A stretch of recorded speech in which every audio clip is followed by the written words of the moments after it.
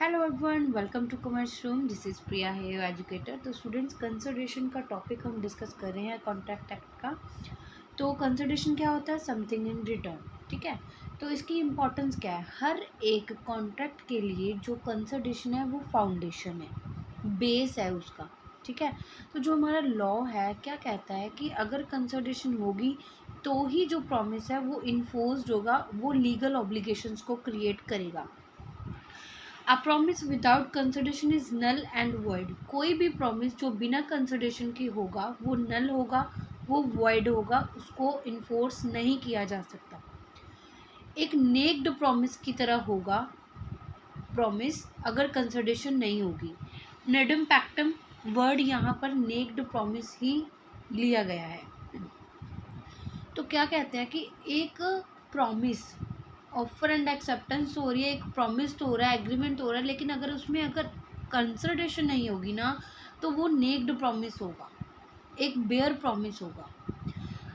If a promise to pay B 1000 without anything in return, अगर a promise करता है 1000 पे करने के लिए, कुछ भी बदले में नहीं पे करना चाहता या नहीं करेगा, तो ये एक बेयर प्रॉमिस होगा, ये एक नेक्ड प्रॉमिस होगा। ठीक है, gives no right of action. तो अगर बी ए है जो वो अपना प्रॉमिस नहीं पूरा करता, ए है जो वो मुकर जाता है, अपनी बात से परे हट जाता है कि मैं नहीं देता, तो बी उसको स्यू नहीं कर सकता, उसके पास कोई राइट नहीं है। क्यों? क्योंकि ये जो प्रॉमिस था वो बिना कंसिडरेशन के था।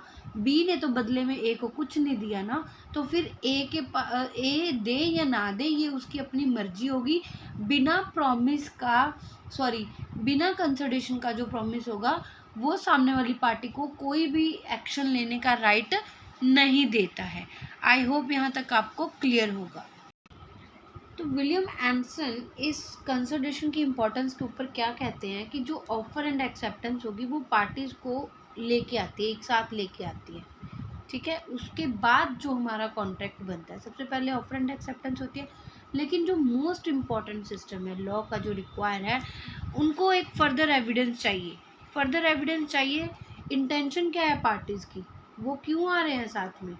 ठीक है, पार्टीज़ की इंटेंशन भी तो जानना ज़रूरी है ना, वो क्यों आ रहे हैं। अगर एविडेंस डिफ़ॉल्ट करता है, कोई पर्सन अपनी ऑब्लिगेशन से रिफ्यूज़ करता है, तो उसके लिए तो हमारे पास कोई भी एक्शन नहीं होगा ना, लेने के लिए कोई राइट नहीं होगा। अगर दोनों पार्टी में से एक पार्टी पीछे हटती है, तो वो जो एविडेंस है, वो जो इंटेंशन है पार्टी की, वो सप्लाई करती है कंसिडरेशन। कंसिडरेशन के द्वारा ही हमें पता चल सकता है कि पार्टीज की इंटेंशंस क्या है, कि वो एक वैलिड कॉन्ट्रैक्ट बनाना चाहते हैं या नहीं बनाना चाहते। तो इसलिए इसको भी एक वैलिड एसेंशियल में कंसिडर किया गया है, कंसिडरेशन को इतनी इम्पोर्टेंस दी गई है। सेक्शन 25 हमारा इंडियन कॉन्ट्रैक्ट एक्ट का सपोर्ट करता है contention and provides that agreement without consideration is void. अगर कंसिडरेशन नहीं होगी तो वो एग्रीमेंट विदाउट कंसिडरेशन वॉइड माना जाएगा। ठीक है, no consideration no contract exceptions. वैसे तो कहते हैं कि अगर कंसिडरेशन नहीं होगी, इंपॉर्टेंस में यही बताया कि कंसिडरेशन नहीं होगी तो वैलिड कॉन्ट्रैक्ट नहीं बनेगा, वो कॉन्ट्रैक्ट वॉइड होगा। लेकिन अगर कंसिडरेशन नहीं है, कोई कॉन्ट्रैक्ट नहीं हो सकता। लेकिन कुछ केसेस ऐसे हैं, कुछ एक्सेप्शनल केसेस ऐसे हैं जहाँ पर कंसिडरेशन ना होने के बावजूद कॉन्ट्रैक्ट्स बनते हैं और उनको इन्फोर्सेबिलिटी भी मिलती है। Every agreement to be enforceable at law must be supported by a valid consideration. हर एक एग्रीमेंट जो कि इन्फोर्सेबल होता है लॉ के द्वारा must be supported by a valid consideration.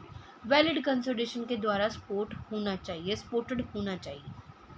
N agreement made without consideration is void. वैसे तो कहते हैं कि कोई भी एग्रीमेंट बिना कंसिडरेशन के वॉइड माना जाएगा। And is unenforceable except in the certain cases.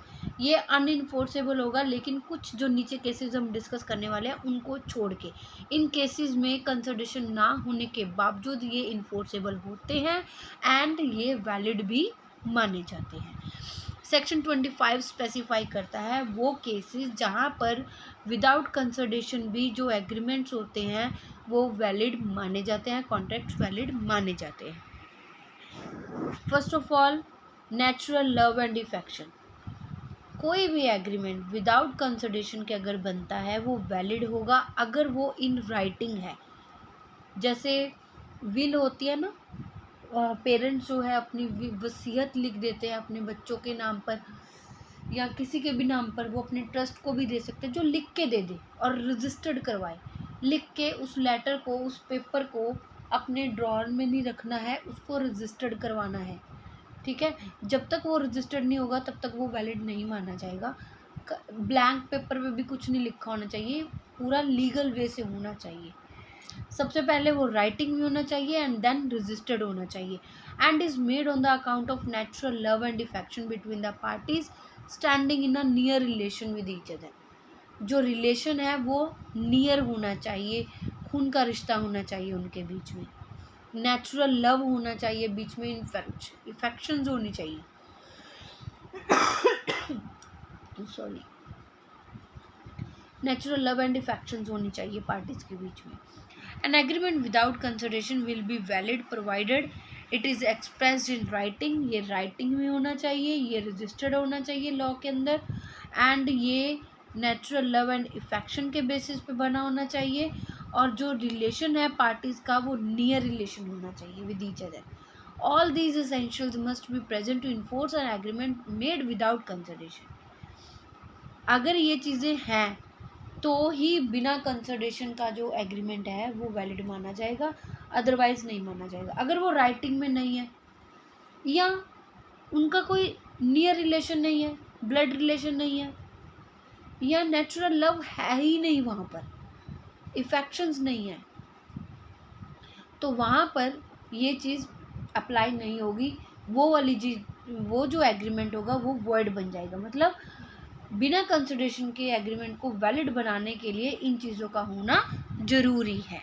I hope यहाँ तक आपको क्लियर होगा। एग्जाम्पल में क्या कह रहे हैं, for natural love and affection promises to give his son B 1000 rupees. A puts his promise to B into writing and registered it, and this is a contract. ये राइटिंग में भी है और ये रजिस्टर्ड भी है और यहाँ पर लव एंड इफेक्शन भी है और उसका अपना बेटा है, नियर रिलेशन है, सारी कंडीशंस हैं तो ये वैलिड होगा। Mere existence of near relation between the parties without motivating force of natural love and affection will not render an agreement enforceable even though it is in writing and registered. क्या कह रहे हैं कि अगर चाहे किसी party के साथ कोई नियर रिलेशन है लेकिन वहाँ पर नेचुरल लव एंड इफेक्शन नहीं है, नेचुरल लव एंड इफेक्शन नहीं है, सॉरी, वो सारी चीज़ें कंसिडर कर रहे हैं। देखो नियर रिलेशन भी है, even though it is in writing, writing में भी है, रजिस्टर्ड भी है, सब कुछ है, बट वहाँ पर लव एंड इफेक्शन नहीं है, तो ये चीज़ यहाँ पर अप्लाई नहीं होगी। ये लव एंड इफेक्शन का होना ज़रूरी है, तो वहाँ पर ये चीज़ कंसिडर नहीं की जाएगी कि बिना कंसिडरेशन के भी आपका जो कॉन्ट्रैक्ट है वो वैलिड हो। ऐसा भी हो सकता है कि पेरेंट्स का अपने बच्चों के साथ वैसे तो बहुत ही स्ट्रॉन्ग बॉन्ड होता है, अब बच्चों का और पेरेंट्स के ऊपर कोई रिश्ता है ही नहीं इस दुनिया में, बट अगर वहाँ पर नेचुरल लव एंड इफेक्शन नहीं है, बच्चे ऐसी हरकतें कर देते हैं या वो कुछ ऐसे सर्कमस्टेंसेस हो चुके हैं वहाँ पर लव एंड इफेक्शन बचा ही नहीं है, तो ये चीज़ अप्लाई नहीं होगी। पेरेंट्स अगर चाहें तो अपनी प्रॉपर्टी अपने बच्चों को नहीं दे सकते क्योंकि वहाँ पर प्यार नहीं है। इसकी मोस्ट इम्पॉर्टेंट एग्जांपल मेरे माइंड में अभी अभी आ रही है, बागवान मूवी तो सबने देखी होगी, उसका जो एंड पार्ट है वहाँ पर पेरेंट्स के साथ जो उनके बच्चे करते हैं, तो जो उनके पेरेंट्स होते हैं एट द एंड अपना अलग से रहना शुरू करने का डिसाइड करते हैं, सर्वाइव करते हैं, और उसके बाद जो भी उनकी इनकम वगैरह होती है वो उनमें से उनको कुछ नहीं देना चाहते होंगे। मतलब एक तरह से ये दिखाया गया है कि जिस तरह से आपको हमारी ज़रूरत नहीं है उस तरह से हमें भी आपकी ज़रूरत नहीं है, तो वहाँ पर उन चीज़ों के कारण ऐसे कुछ भी केसेस बन सकते हैं, तो वहाँ पर ये चीज़ वैलिड नहीं होगी कि बिना कंसिडरेशन के जो एग्रीमेंट होंगे वो ऑलवेज वैलिड होंगे अगर नियर रिलेशन है। तो नियर रिलेशन के साथ साथ आपके पास नेचुरल लव एंड अफेक्शन भी होना चाहिए। Okay, sorry, where an agreement for separate residence and maintenance was arrived at between husband and wife, but the cause was constant quarrels between the two. It was held that the agreement was void. Nearness or relationship does not necessarily mean the natural love and affection. अब यहाँ पर husband wife की लड़ाई झगड़ों की बात कर रहे हैं, वो अलग अलग रह रहे हैं, ठीक है। तो जो भी यहाँ पर एग्रीमेंट बनेंगे वो वॉइड होंगे सारे, वो वैलिड नहीं होंगे, क्योंकि यहाँ पर नियर रिलेशन तो है बट यहाँ पर लव नहीं है, इफेक्शन नहीं है यहाँ पर। तो ये चीज़ यहाँ पर अप्लाई नहीं होगी। आई होप यहाँ तक आपको क्लियर होगा। Then compensation for services rendered section 25 subsection 2। तो जो हमारे पीयू स्टूडेंट्स हैं, पीयू स्टूडेंट्स को मैं इसलिए ज़्यादा मेन कहती हूँ, वैसे तो ये मेरे वीडियो लेक्चर सारे स्टूडेंट्स के लिए, सारी यूनिवर्सिटीज़ के लिए है। मैं खुद पंजाब यूनिवर्सिटी की स्टूडेंट रही हूँ, तो मुझे वहाँ का एग्ज़ाम, मैं वहाँ पे टीच भी किया, तो वहाँ का एग्ज़ाम पैटर्न मुझे पता है। तो ये चीज़ें कंसिडर हम करते हैं वहाँ पर, जैसे सेक्शन हो गए, एग्जाम्पल्स हो गए, केस स्टडीज़ हो गए, हम इसको ज़्यादा इम्पोर्टेंस देते हैं। तो मेरे बाकियों से भी यही सजेशन है कि अगर आप तैयार कर सकते हो, जैसे सेक्शन 25 सब सेक्शन 2 सही सही लिखना है, गलत नहीं लिखना। अगर तैयार कर सकते हो तो कर लो, बहुत ही अच्छा है। अगर नहीं कर सकते तो उसको छोड़ देना, कोई ज़्यादा ज़रूरी नहीं, लेकिन गलत नहीं लिखना है कुछ भी। लॉ में कुछ भी गलत नहीं चलता है। Okay, an agreement made without consideration may be valid if it is a promise to compensate wholly or in a part a person who has already voluntarily done something for the promiser and something which the promiser was legally compellable to do so। यहाँ पर बात कर रहे हैं person की जो कि अपनी इच्छा अनुसार वॉलंटरी दे चुका है अपनी सर्विसेज प्रॉमिसर को, समथिंग कुछ ऐसा दे चुका है, और जो प्रॉमिसर है वो लीगली बाउंड भी था ऐसा करने के लिए। ओके, तो वहाँ पर भी ये चीज़ें हैं, अगर बिना कंसिडरेशन के हो रहा है तो वो वैलिड होगा। Sorry sorry sorry sorry sorry ये जो रूल है क्या कहते हैं, इसके लिए क्या क्या रूल कहते हैं। Act must have been done voluntary, अपनी इच्छा के अनुसार किया जा चुका काम या कार्य। फॉर द प्रोमिसर, और it must be something which was legal obligation of the promisor, ये प्रोमिसर का लीगल ऑब्लिगेशन था कि उसको ये काम करना ही था, वो अपनी इच्छा अनुसार कर रहा है और लीगली उसकी ड्यूटी भी ये बनती है कि उसको ये काम करना ही चाहिए, चाहे उसको किसी ने कहा है चाहे नहीं कहा है, प्रॉमिसर ने कहा है चाहे नहीं कहा है, लेकिन उसको करना चाहिए था। जैसे एक पर्सन का आपके सामने, आप खड़े हो, आपके सामने किसी पर्सन की पॉकेट में से पैसे गिर गए थोड़े से, ठीक है, और आप देख रहे हो वहाँ से पैसे गिरे हैं, तो लीगली ये आपकी ऑब्लिगेशन बनती है, बी अ गुड सिटीज़न, कि आप उस पर्सन के पैसे उठाओ और उसको दो कि आपके पैसे गिर गए हैं सर, ये आपकी चीज़ है। तो आपने अपनी इच्छा अनुसार काम किया और आपको करना चाहिए भी था, ये आपकी लीगल ऑब्लिगेशन थी। A promisor must be in existence at the time when the act was done. Promisor जो है वो एग्जिस्ट कर रहा है उस टाइम पे जब एक्ट हो रहा है, आप हो वहाँ पर। Promisor must agree now to compensate the promisee, जो प्रोमिसर है वो एग्री कर रहा है कंपनसेट करने के लिए प्रोमिसी को। ओके, जैसे यहाँ पर एक एग्जांपल दी हुई है, A find B's purse and give it to him, B promises to give a 100 rupees, this is the contract. A को पर्स मिला बी का, बी ने अब उसको प्रॉमिस किया कि उसे 100 रुपीज़ देगा, तो ये एक वैलिड कॉन्ट्रैक्ट होगा। A supports B's infant son, B promises to pay for A's expenses incurred for the purpose, this is the contract. A ने सपोर्ट किया बी को, बी के बेटे को, एंड देन बी ने प्रॉमिस किया ए के एक्सपेंसेस इनकर जो भी होंगे उसको पे करने के लिए कि मैं तुम्हें दे दूंगा, एंड ये एक वैलिड कॉन्ट्रैक्ट होगा। वो अपनी इच्छा अनुसार उस टाइम पे कर रहा है, बाद में जो पर्सन है वो उसको पे ऑफ कर रहा है। A promise to pay for the past services voluntarily rendered would be enforceable under this rule. If, however, something has not been done voluntarily, this clause will not be applied. जैसे वहाँ पर love and affection, natural love and affection का होना जरूरी था, उसी तरह से यहाँ पर वॉलंटरी होना, अपनी इच्छा अनुसार होना जरूरी है। अगर नहीं हो रहा इच्छा अनुसार, देन वो वॉइड माना जाएगा, वो वैलिड नहीं माना जाएगा। नेक्स्ट है time barred debt. Section 25 subsection 3 क्या कहता है? A promise to pay a time barred debt is also enforceable, but the promise must be in writing and signed by the promisor or his agent authorised in that behalf. जो promise है debt को pay करने का, time barred date को, वो भी enforceable होगा, लेकिन जो प्रॉमिस है वो राइटिंग में होना चाहिए, वो प्रॉमिसर के द्वारा साइन भी होना चाहिए, चाहे उसके एजेंट के द्वारा ही साइन क्यों नहीं किया गया प्रॉमिसर के, लेकिन वो साइन होना चाहिए और राइटिंग में होना चाहिए। Promise may be to pay the part or a whole of the debt. An oral promise to pay the time barred debt is unenforceable. Condition यहाँ पर क्या है? राइटिंग। राइटिंग में होना जरूरी है, ऑरल वाले को कंसिडर नहीं किया जाएगा। जैसे Raghav owns Murali 10,000, this debt is a time barred debt by the Limitation Act. Even then, Murli promises in writing to pay Raghav 4,500 on the account of debt.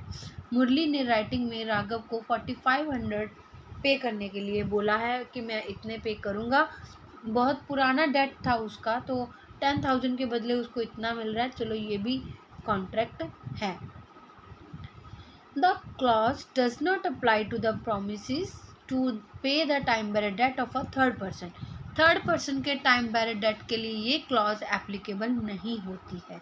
जैसे the promise should be pay the time barred debt from the promisor and not the promise to pay the time barred debt due from the other person. Other persons के नहीं होने चाहिए, खाली दो parties के बीच में ही होने चाहिए। The debt must be such which the creditor might have enforced in the law for the recovery of the payment.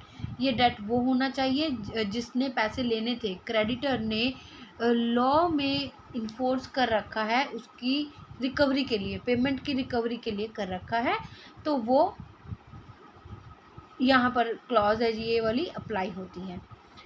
तो ये एक्सप्रेस भी होना चाहिए, ओके, एक्सप्रेस भी होना चाहिए। जैसे एक केस बताया गया है, क्या कह रहे हैं इसमें? The promise to pay must be in express if intention to pay. अच्छा, इसमें खाली ये बताया गया है कि आपका जो प्रॉमिस है वो एक्सप्रेस होना चाहिए, खाली आपकी इंटेंशन है जो वो सफिशिएंट नहीं होगी कि आप करना चाहते थे, ये आपके मन में है बात, वही है ना। जो इन राइटिंग है वो रजिस्टर्ड भी होनी चाहिए, रजिस्टर्ड होगी तभी मानी जाएगी। आप उसको लिख के अपने मीरा में रख रहे हो, देन वो चीज़ वैलिड नहीं होगी। उसी तरह से आपकी इंटेंशन भी एक्सप्रेस होनी चाहिए। An acknowledgement of a debt coupled with an agreement to pay interest has been held to be an agreement with the promise to pay the covered under section 25 subsection 3। वही यही कह रहे हैं कि जो टाइम बेरर डेट है वो interest के साथ कंसिडर किया जाएगा टाइम बेरर डेट को, जो सेक्शन 25 सब सेक्शन 3 में sorry really sorry, time barred debt के बारे में बात कर रहे हैं 25 सब सेक्शन 3 में। चलो अब आगे क्या कह रहे हैं? कंप्लीटेड गिफ्ट के लिए कोई कंसिडरेशन नहीं होती। सेक्शन 1 to 25 यही एक्सप्लेन करता है कि नो कंसिडरेशन नो कॉन्ट्रैक्ट होगा। इसकी जो वैलिडिटी है वो गिफ्ट्स के ऊपर नहीं है, गिफ्ट के बारे में कुछ भी नहीं कहा गया है।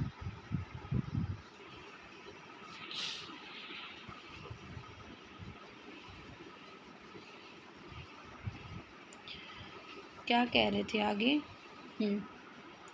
If a person gives certain properties to another according to the provision of Transfer of Property Act, he cannot subsequently demand the property back on the ground that there was no consideration. अगर कोई person अपनी property transfer कर देता है, transfer of property act जो हमारा apply होता है उसके अंडर,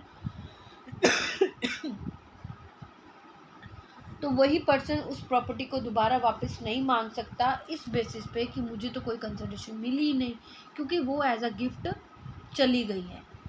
ठीक है, एज अ गिफ्ट दे के आप बदले में कुछ गिफ्ट लेने की उम्मीद तो नहीं रखते हो ना।